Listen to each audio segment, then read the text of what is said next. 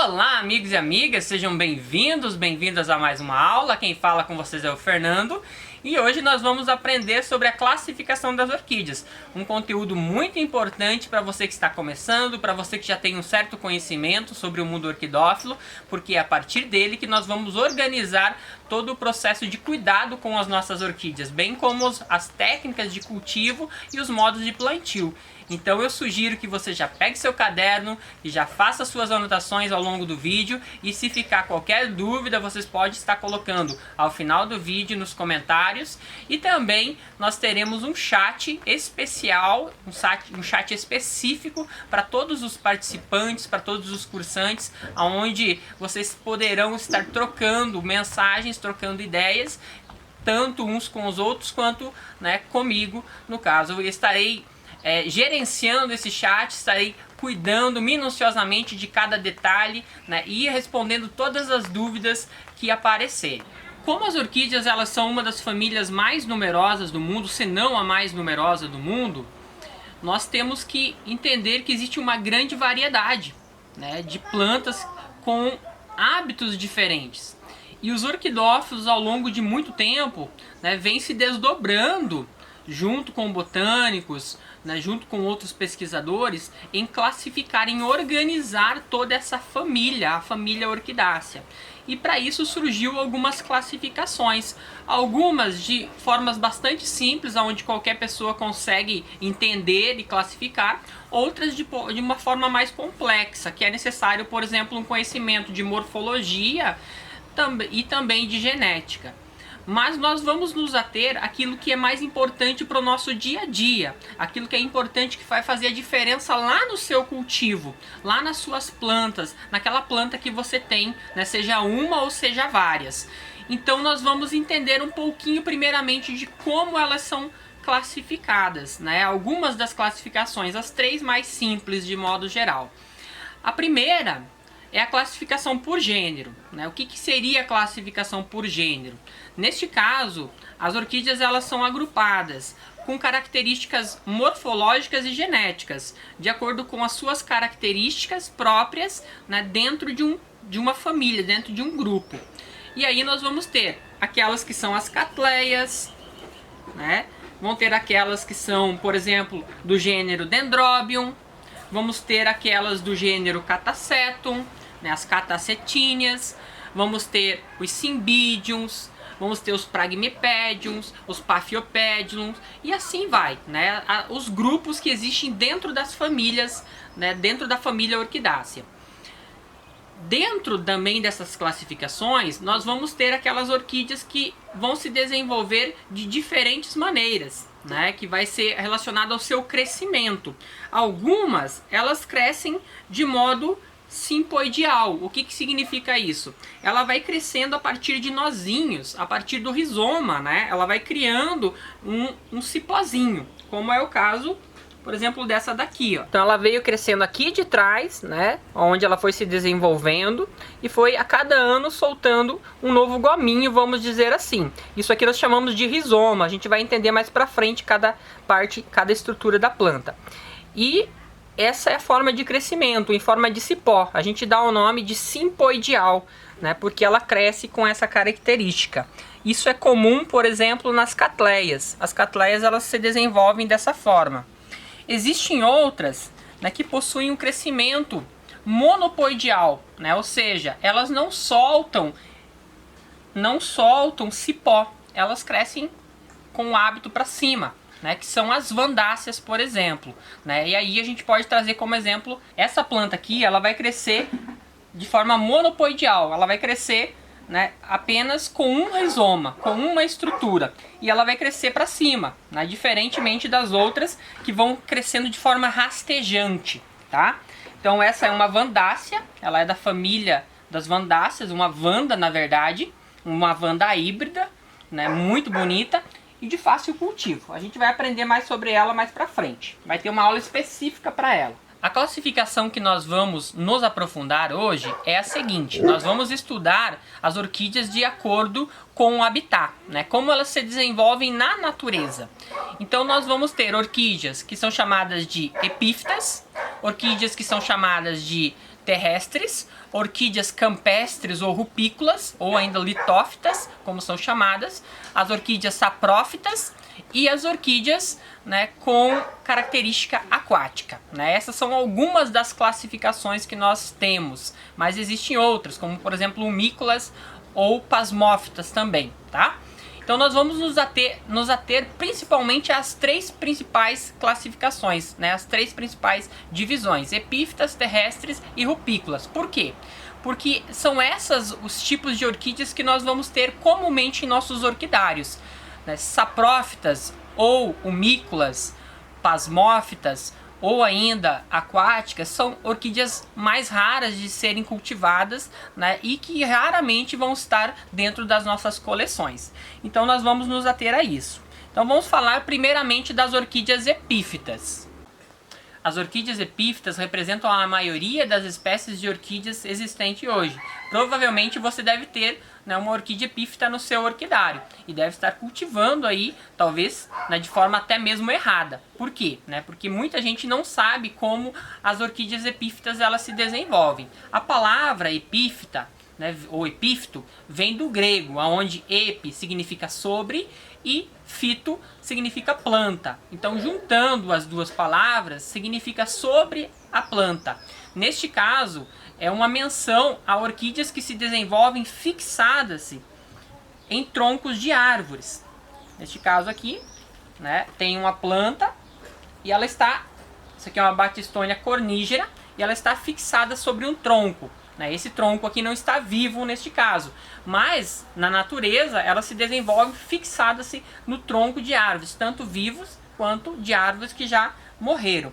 E nessas árvores elas se desenvolvem, né, fixando as raízes, entremeando as raízes sobre a casca da árvore, buscando sempre boa umidade, luminosidade, né, e matéria orgânica.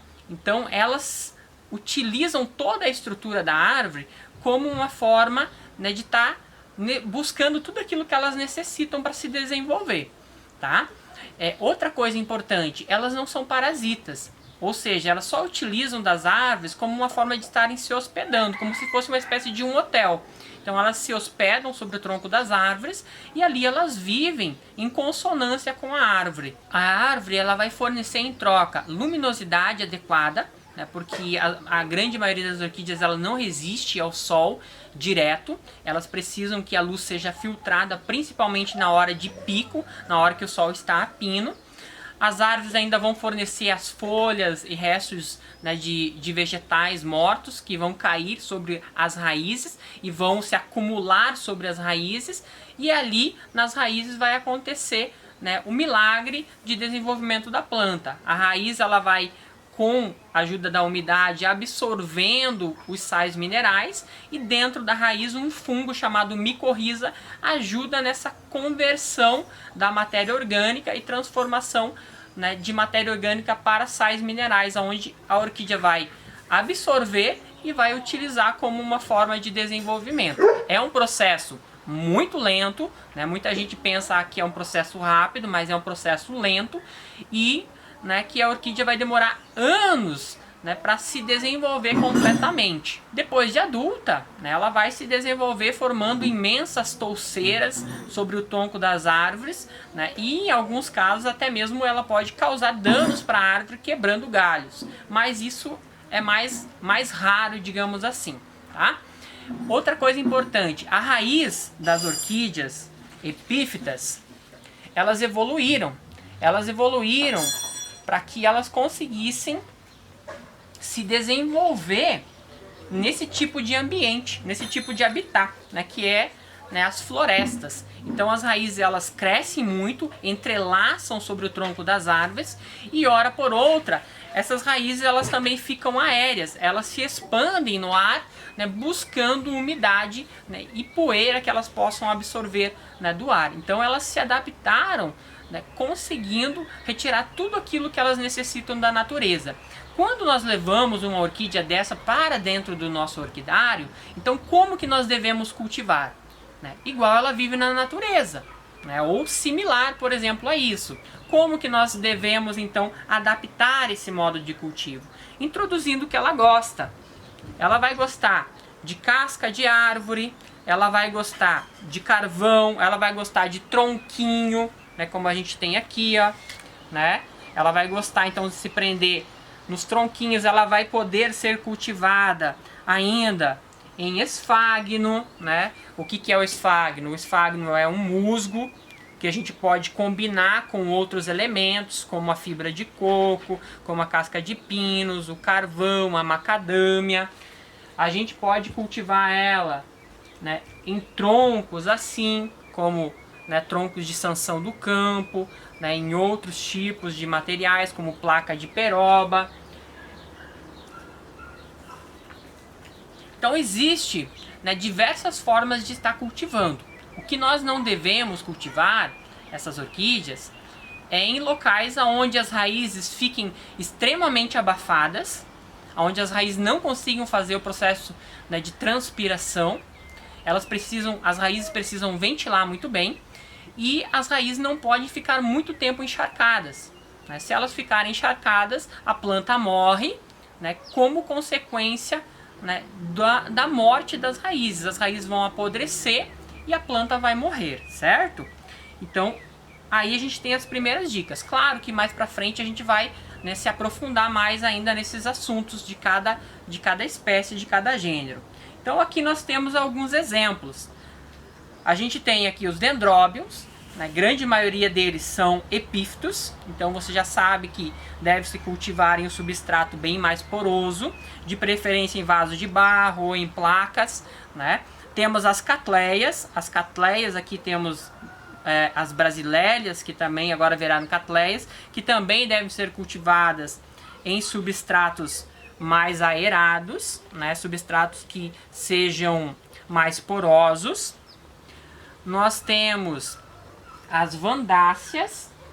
As vandas, elas podem ser cultivadas tanto dessa forma aqui, né, sem nenhum tipo de substrato, com as raízes aéreas, totalmente aéreas, como elas podem ser cultivadas ainda em substrato. Um substrato que também seja bem poroso, né, que seja de uma granulometria maior. Nós temos aqui as sofronites, né, que são orquídeas minis.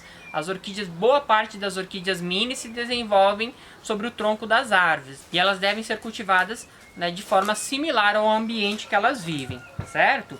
Então, para você cultivar bem uma orquídea epífita, você tem que trazer o ambiente que ela vive, o habitat dela, para dentro do seu orquidário. Claro que cada espécie ela se desenvolve em um determinado local. Algumas vão necessitar de mais umidade, outras de menor umidade. Umas vão necessitar de mais luz, outras menos luz. Mas aí você vai adaptando através da observação. O que é importante é isso que eu falei. Você cultivar ela, a planta de hábito epífito, em materiais que simulem o que ela tem na natureza. Beleza? Agora a gente vai estar falando sobre as orquídeas terrestres. As orquídeas terrestres são aquelas que vivem sobre o solo, numa camada de matéria orgânica chamada de humus. Então elas se desenvolvem no chão, mas porém elas não se desenvolvem no solo nu, né? Elas se desenvolvem em uma camada onde tem uma grande oferta de matéria orgânica. E é isso que nós devemos levar em consideração quando nós estamos cultivando, porque são plantas de muito fácil cultivo e indicada principalmente para quem está iniciando no cultivo da orquidofilia. São plantas que raramente a gente erra a mão no seu modo de cultivo. Aqui nós temos alguns exemplos. Nós temos uma espécie de Cymbidium, aqui o Cymbidium aloifolium, que pode ser cultivado em matéria orgânica. Temos a Paphiopedilum. Aqui esse Paphiopedilum é conhecido como sapatinho. Temos a Phaeus, também a Phaeus tanquinville é uma orquídea terrestre. Então são todas orquídeas muito fáceis de ser cultivadas. Porém, como que nós devemos cultivar em nosso orquidário? Em uma matéria orgânica provinda, né, de restos de vegetais. Então esse material é o material indicado para a gente estar cultivando todo tipo de orquídea terrestre. Não devemos cultivar elas em materiais de grande granulometria igual às epífitas. E também não devemos cultivar elas na terra vermelha, né, na terra nua. Por quê?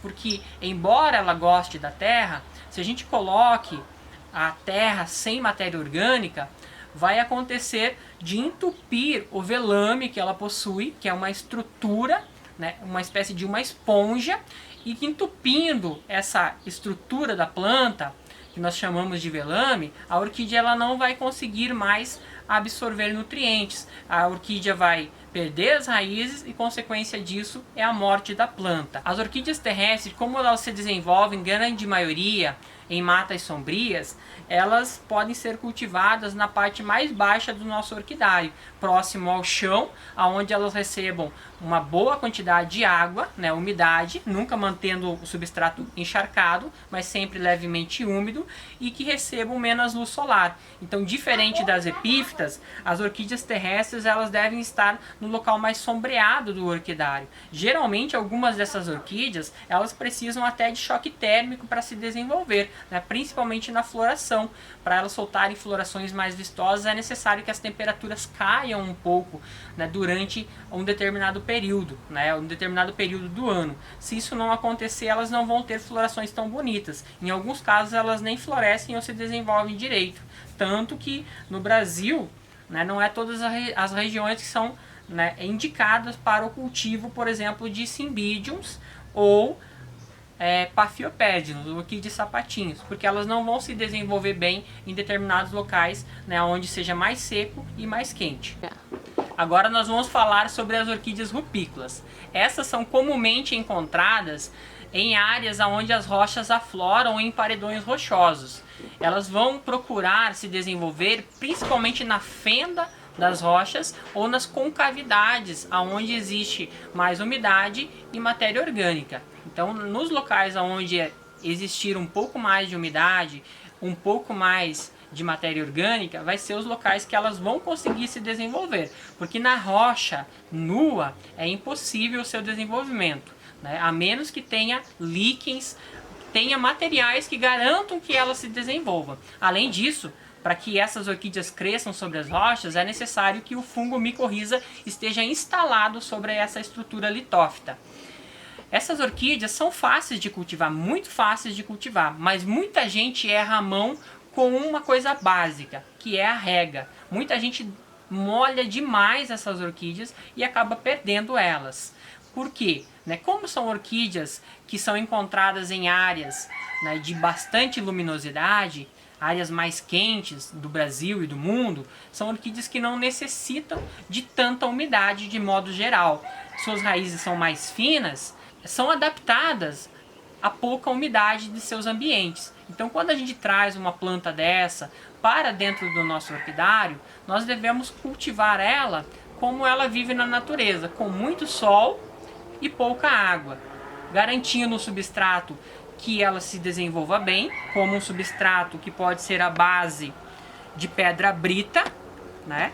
Pode ainda ser cultivada em outros materiais, se você tiver experiência, como por exemplo o esfagno junto com o carvão e a casca de pinos, mas o indicado é que você tente adaptar o modo, né, tradicional de desenvolvimento dela, que é o modo rupículo, né? Cultive ela sobre, né, dolomita, cultive ela em pedaços de rochas, em pedra brita, a pedra brita com seixo fino, em seixos de rios elas se desenvolvem muito bem, né? E você pode ir adaptando, conforme ela vai se desenvolvendo, outras coisas, como por exemplo o esfagno.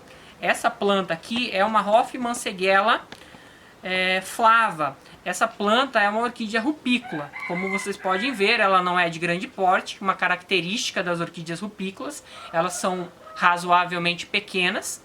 Elas possuem as folhas coriáceas, bem duras, né, como é uma coisa comum em grande parte delas. E elas necessitam, como eu falei, de bastante luminosidade, bastante luz. Algumas até conseguem vegetar em sol pleno e pouca umidade, né? Aqui, como essa planta ela estava basicamente desidratada, eu coloquei ela no fundo, eu coloquei nesse vaso, no fundo pedra brita e na superfície eu coloquei esfagno. Agora ela está se desenvolvendo. O que eu estou fazendo? Retirando o esfagno para que ela fique somente na pedra brita. Então o cultivo dessas plantas em pedra brita, o cultivo em vaso de barro, né, vem muito bem, desde que você não molhe demais, né, e garanta sempre que a planta fique razoavelmente hidratada. A adubação dessas orquídeas deve seguir o mesmo padrão das demais, né, das demais epífitas que você possui em sua casa. Né? Pode seguir o mesmo padrão das catleias, das falenófitas, das vandas. Pode entrar com adubo tanto foliar quanto com adubo organomineral, certo? É aquele adubo mais sólido. Essas orquídeas, elas possuem, como vocês podem ver, os pseudos bulbos bem redondinhos e gordinhos. Esses pseudos bulbos, eles armazenam a água no período da estação chuvosa. Quando chega o período da estação seca, né, essas plantas elas possuem água e nutrientes armazenados para passar toda a estação seca, né, que existe no local onde elas vegetam, certo? Então aqui nós temos, como eu já falei, alguns exemplos. Aqui temos as Rophmansegellas, nós temos as Adroélias, temos algumas encíclias que também são rupícolas, existem alguns tipos de Catasetum, alguns tipos de Bulbophyllum que são, né, rupícolos. Nem todos eles são, né, mas uma grande parte sim. Existe até mesmo catleias, né, as Walkerianas, as Nubiliors, que se desenvolvem em rochas, mas a grande maioria delas, né, são epífitas, certo? Então aqui nós temos algumas dessas plantas que podemos ter em nossos cultivos, bem simples de ser cultivadas, basta nós garantirmos aquilo que ela necessita de acordo com o seu ambiente. A quarta classificação, de acordo com os habitats, nós não temos nenhum exemplo aqui. É uma espécie que existe lá na Austrália, uma planta de muito difícil cultivo, uma planta muito rara. O nome dela é Rhizanthella gardneri. É uma planta saprófita, ou seja, é uma planta que vive de forma subterrânea. Ela se desenvolve em restos de animais, vegetais, onde tem muita matéria orgânica, e ela flora a superfície somente quando ela vai florir. Então é uma planta desprovida de clorofila e também não realiza fotossíntese. Uma planta de muito difícil cultivo, né, e que poucos possuem nas coleções, né, devido à sua característica que eu vou mostrar para vocês em foto. Tá? Uma outra tipo de orquídea, né, de acordo com a classificação por habitat, refere-se às orquídeas aquáticas. Também existe uma única espécie. Essa espécie é uma abernária. Essa planta ela existe na Costa Rica e ela vive em áreas de pântanos. Além desses tipos de classificações, ainda tem as humícolas, que são orquídeas que vivem também no subsolo, mas que realizam fotossíntese. Alguns chamam elas de orquídeas terrestres. Tem as pasmófitas, né, que são orquídeas que vivem na areia. Essas orquídeas elas são encontradas em áreas de restingas, próximas aos litorais, né, e que também são alguns, né, chamam também de orquídeas terrestres ou epífitas, né? Então vai depender, porque elas possuem mais de um hábito, mais de uma característica, podendo viver tanto em árvores quanto em areia, em solo. Então, gente, essas são as classificações de acordo com os habitats. É necessário, né, que haja um conhecimento prévio sobre cada um dos habitats antes, né, da gente estar trazendo essas orquídeas para o nosso cultivo. Então, se você vai comprar uma orquídea, ideal que você conheça o habitat dela, né? O local que ela se desenvolve. Se é epífita, né? É uma epífita de clima quente, de clima mais frio, né? Um clima de selva, é um clima de mata aberta, como o cerrado, por exemplo. Então, é necessário que você traga essas características para dentro do seu orquidário.